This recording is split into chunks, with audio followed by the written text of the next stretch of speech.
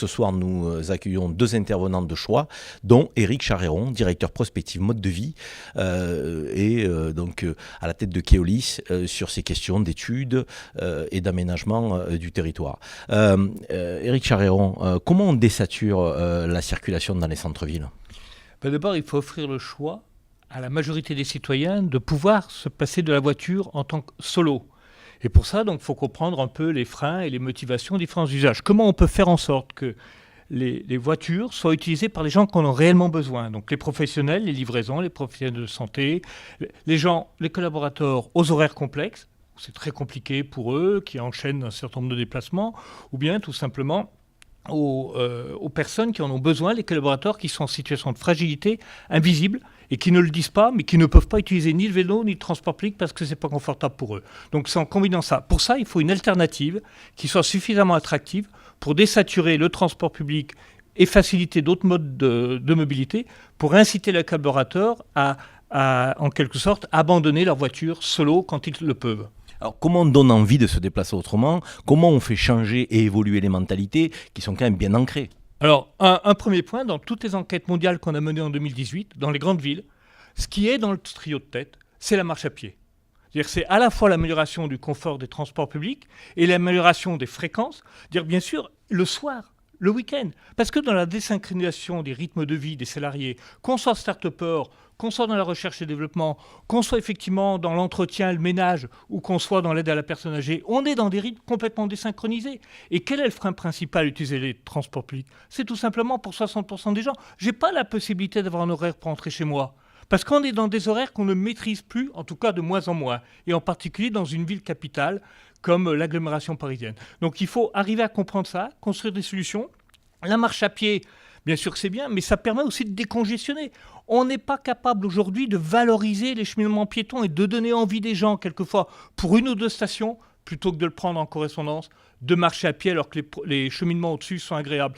C'est aussi donner envie de faire du vélo. Et là, ça concerne aussi les entreprises. Comment on combat les freins, l'utilisation des vélos, la transpiration, les tenues vestimentaires, le stationnement du vélo sur le lieu d'entreprise, ce sont des éléments comme ça. Mais donc, c'est en combinant de toute façon l'ensemble des moyens qu'on va donner la possibilité aux personnes qui aujourd'hui sont obligées de prendre leur voiture parce que ils ont un peu peur le soir, mais ça ne se dit pas dans les enquêtes, parce qu'on n'aime pas dire qu'on a peur, surtout si un homme, parce qu'un homme, on est viril, donc on n'a pas peur le soir, parce qu'on est fragile. Mais aujourd'hui, dans une société de la performance, on ne dit pas sa fragilité, qu'on est en affection longue durée et quelle est la maladie. Il faut qu'on offre plus de confort, plus de sécurité et la possibilité de s'adapter à des rythmes qui sont désynchronisés, ce qui fait que la place de la voiture sera raisonnablement utilisée par les gens qui en ont vraiment besoin, pour les déplacements complexes, pour les artisans, et pour les professionnels qui en ont réellement besoin. Éric Charéron, quand on est directeur de la prospective d'un groupe comme Keolis, un groupe de transport urbain, périurbain, dimension nationale et internationale, quand on travaille sur ces enquêtes, on le fait auprès de ses clients, où on élargit le spectre. Comment vous travaillez et comment vous réfléchissez sur les attentes de nos concitoyens ? Alors là, c'est très simple, on ne s'intéresse qu'aux citoyens dans leur diversité et sur la pluralité des territoires. Dire que c'est de 7 à 97 ans, c'est-à-dire qu'on oblige les gens dans les cabinets d'études à travailler auprès de tout le monde. Alors là, ce soir, on est plutôt pour parler des actifs, des gens qui travaillent, mais bien évidemment, on s'intéresse à tout le monde, qu'ils soient réguliers des transports publics ou de la voiture, ou qu'ils soient occasionnels, et qu'ils soient du territoire, ou bien évidemment, dans une région comme l'Île-de-France, il y a des dizaines de millions de personnes qui viennent 1, 2, 3 ou une fois par mois sur Paris.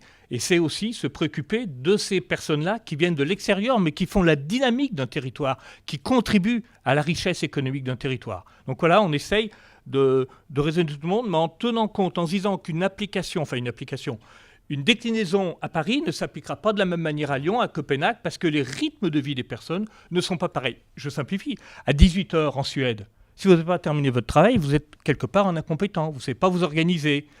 C'est tout juste si en France, à 18h, quand on quitte le travail et qu'on est cadre, si on n'a pas pris sa demi-journée, en plaisantant entre collègues. Donc ça, on voit bien qu'on ne peut pas appliquer d'un pays à l'autre les mêmes raisonnements et qu'il faut effectivement un peu de la finesse dans l'analyse des territoires. Merci Éric Charéron. Ce soir, un débat passionnant nous attend à l'Agora de la flotte automobile. Donc à bientôt.